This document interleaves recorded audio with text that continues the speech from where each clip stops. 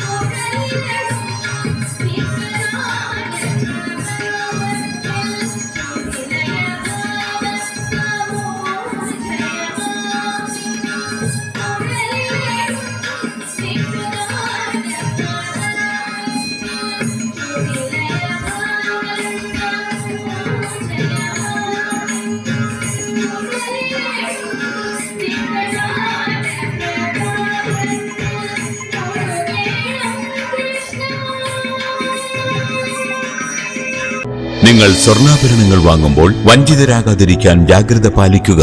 2023 April 1 മുതൽ സ്വർണ്ണ പരിശുദ്ധി ഉറപ്പുവരുത്തുന്നതിന് കേന്ദ്ര ഗവൺമെന്റ് ആഭരണങ്ങളിൽ HUID നിർബന്ധമാക്കിയിരിക്കുന്നു.